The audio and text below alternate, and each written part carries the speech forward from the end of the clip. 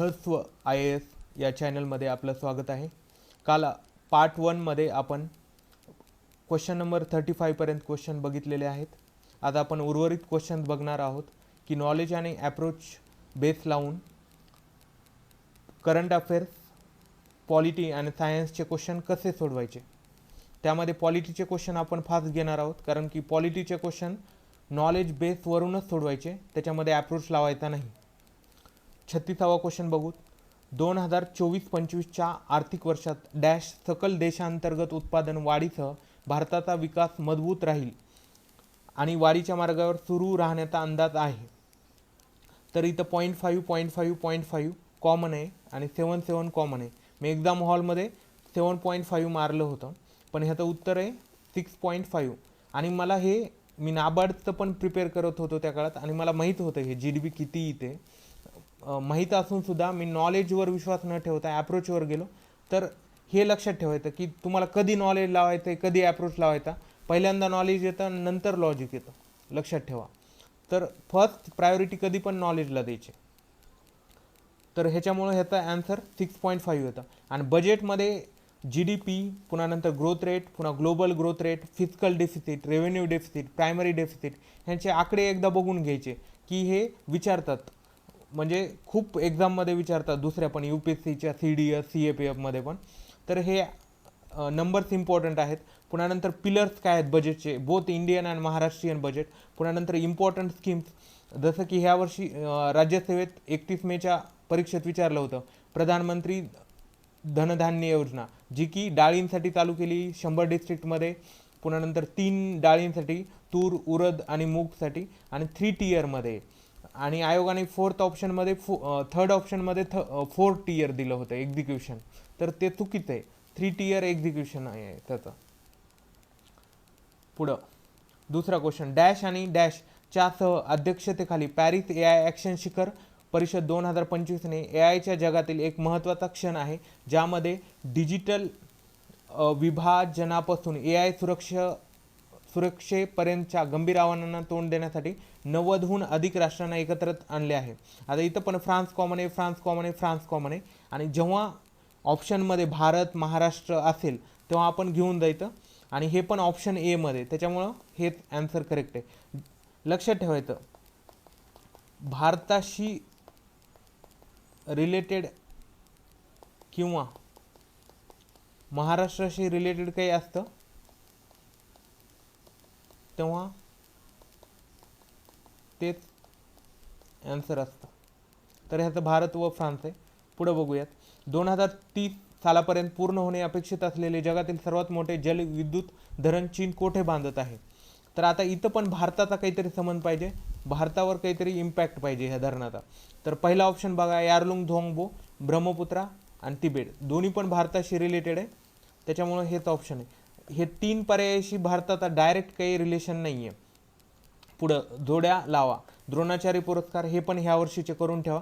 आता असे जर काही ऑड असतील जोड्या लावा, तर त्याच्यामध्ये एक फिक्स करून घ्यायचं. मला माहिती होतं संदीप सांगवान हॉकी एक फिक्स झालं, त्याच्यावरून उत्तर येत असलं तर ठीक आहे, नंतर मग तुमचं अप्रोच किंवा कॉमनमध्ये पहिला असं काहीतरी लावू शकतं. संदीप सांगवान हॉकी एकाच पर्यायामध्ये Cचं 3 आहे, मग हेच उत्तर आहे त्याचं. पुढचा क्वेश्चन 40. भारतातील बहुउद्देशीय ग्रीन हायड्रोजन पायलट प्रकल्पाचे उद्घाटन सतलज जलविद्युत निगम ने मधील झाकरी येथील त्यांच्या जलविद्युत केंद्रामध्ये एप्रिल 24 मध्ये केले. तर झाकरी कुठे आहे? हिमाचल प्रदेश. आणि हे आयोगाचा PYQ आहे, त्याच्यामुळे माहीतच पाहिजे. नाथपा झाकरी, हिमाचल प्रदेश. तर उत्तर हिमाचल प्रदेश. पुढं 41. फेब्रुवारी 2025 मध्ये खालीलपैकी कोणत्या कंपनीचे CEO म्हणून दोरा बाबू दपर्ती यांची नियुक्ती करण्यात आली आहे. कोटक, ICICI, SBI आणि HDFC. आता SBI जेव्हा ऑप्शन असतं ना, ऑप्शनमध्ये असतं, तेव्हा तेच आन्सर असण्याचे जास्त चान्सेस असतात. Too big to ignore. तर ह्या अप्रोचनं त्याचं SBIच उत्तर पाहिजे. सेम हिस्ट्रीमध्ये महात्मा फुले आणि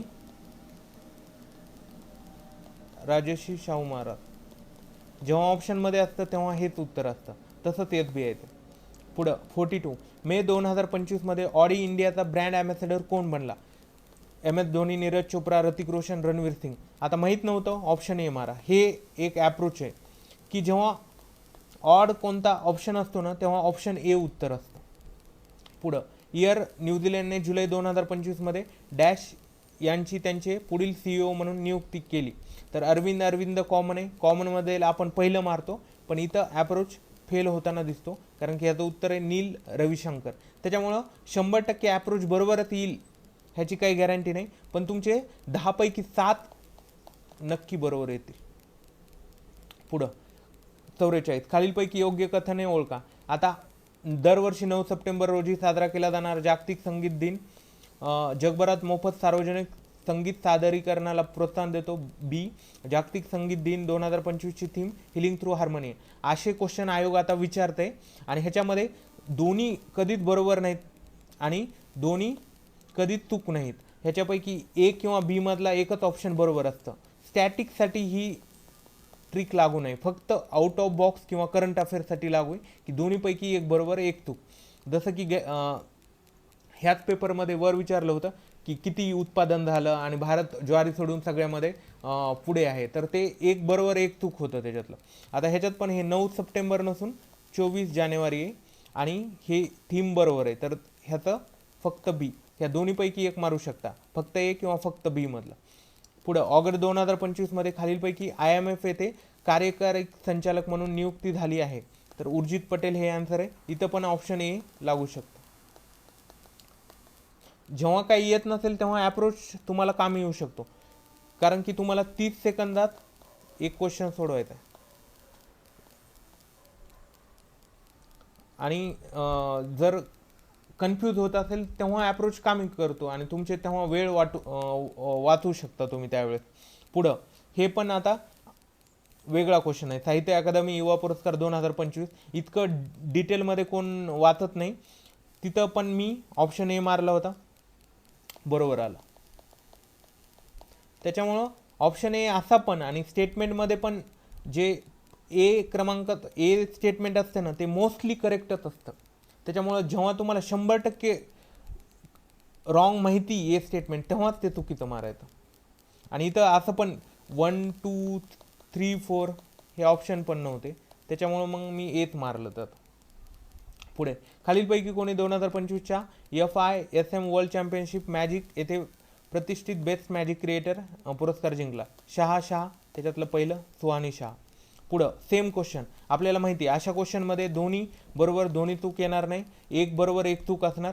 इथं त्यांनी पहिलं बरोबर दिलं की वाराणसी येथे जुलै 2025 युवा आध्यात्मिक शिखर परिषद आयोजित केली होती, पण दुसरं चुकवले, थीम चुकवली, त्याच्यामुळं ऑप्शन ए फक्त ए उत्तर आहे. पुढं सप्टेंबर 2024 खालीलपैकी कोणी नवी दिल्ली येथे CSIRT पॉवर सुविधेचे उद्घाटन केले. इथं पण आता हटके ऑप्शन बघा. हटके ऑप्शन काय, सगळ्यांचा नाव आडनाव दिलेलं आहे, पण हेच फक्त नाव दिले, त्यालाच म्हणतात हटके अप्रोच किंवा ऑड मॅन आउट अप्रोच.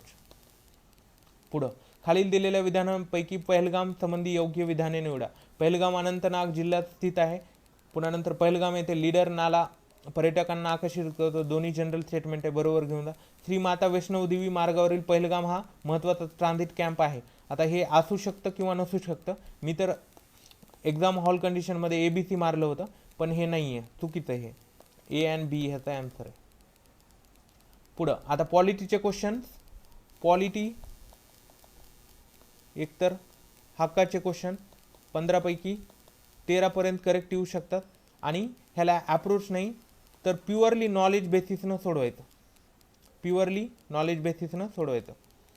भारतीय संविधानातील कलम 243 बाबतीत खालीलपैकी कोणते विधाने बरोबर आहे, तर ह्याचं पंचायतची सत्ता, अधिकार आणि जबाबदाऱ्या हे उत्तर आहे. पुढं कोणते विधाने बरोबर आहे, 1 मे 1960 रोजी महाराष्ट्र राज्याच्या स्थापनेसह महाराष्ट्र राज्याचे महाधिवक्ता कार्यालय अस्तित्वात आले. जनरल स्टेटमेंट, महाधिवक्त्याची नियुक्ती भारतीय संविधानाच्या अनुच्छेद 165 मधील बरोबर आहे. ॲडव्होकेट जनरल 165 आणि बिरेंद्र सराफ पण हे पण बरोबर आहे. तर उत्तर ह्याचं ABC. आता सध्या कोण आहे, डॉक्टर मिलिंद साठे. पुढं खालीलपैकी कोणते मूलभूत कर्तव्य नाही, तर वैयक्तिक आणि सामूहिक क्रियाकल्पांच्या सर्व क्षेत्रात उत्कृष्टतेसाठी प्रयत्न करणे आहे. जो जन्मदाता असेल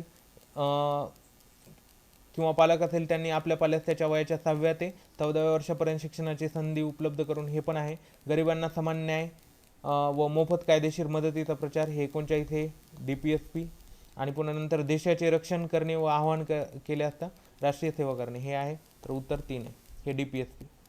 पुढचा क्वेश्चन, मुख्यमंत्री पदावर सप्टेंबर 2025 पर्यंत सर्वाधिक काळ कोण आहे? वसंतराव नाईक 1963 ते 75, सलग 12 वर्ष. पुढं खालीलपैकी कलम 349 काय नमूद केलेले?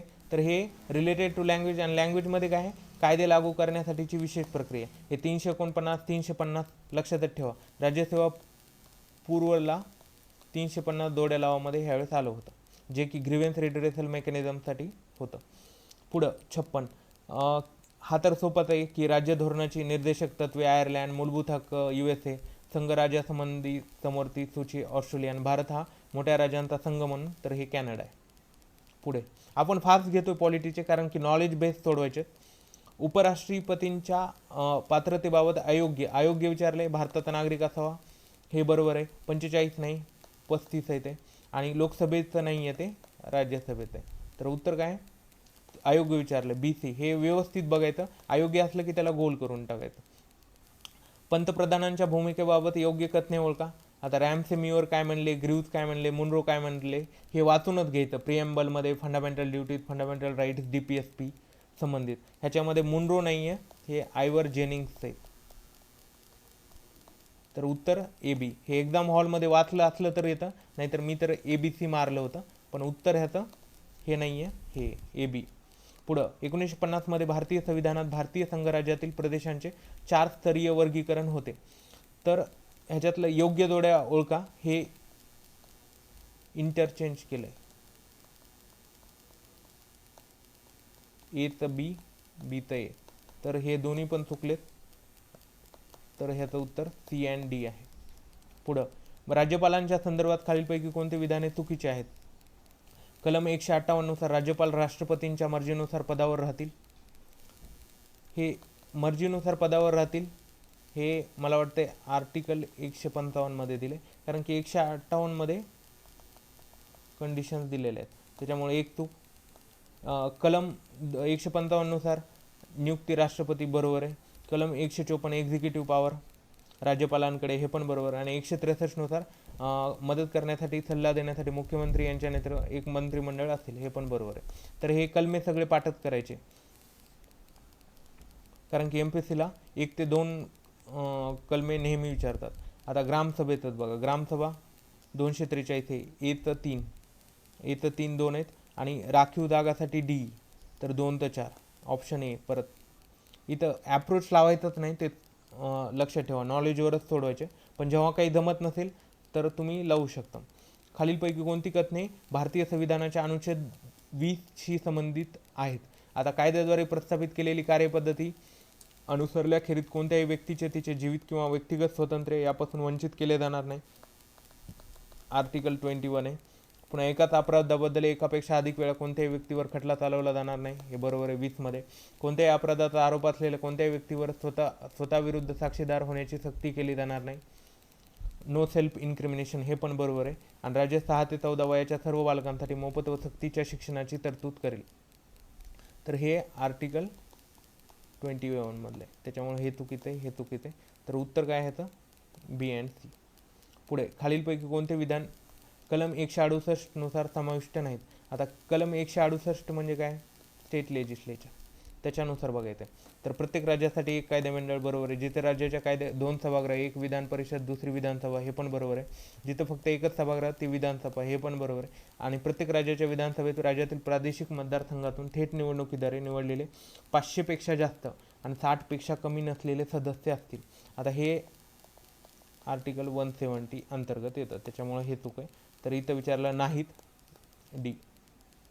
पुढं भारतीय संविधानाच्या खालीलपैकी कोणत्या कलमात आणि भागात मूलभूत कर्तव्ये समाविष्ट आहेत?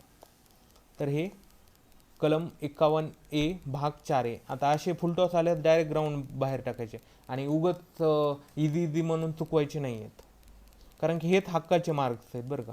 आणि 36 सेकंदात एक क्वेश्चन सोडवायचा म्हणजे असे पण क्वेश्चन चुकतात. एवढं लक्षात ठेवायचं. पुढं सायन्सचे बघूयात आपण. खालील विधाने बरोबर की चूक ते सांगा. आता क्षकिरण विद्युत चुंबकीय लहरी आहेत, बरोबर आहे. इलेक्ट्रोमॅग्नेटिक वेव्ह आहेत. पुन्हा वेवलेंथ कमी असते, हे पण बरोबर आहे. ऋण भार, कोणताच भार नसतो आणि भार नसल्यास कुठंच विचलित होत नाही, त्याच्यामुळं हे उत्तर आहे. 2 बरोबर, पुन्हा 2 चूक. Option A. पुढं जोड्या लावा. आता व्यवस्थित एखादी जोडी फिक्स झाली की तुम्हाला उत्तर येऊन जातं. अल्फा कण हेलियम माहिती, बीटा कण इलेक्ट्रॉन असतं. एचं 3 बीचं 2, एचं 3 बचं 2 आलं.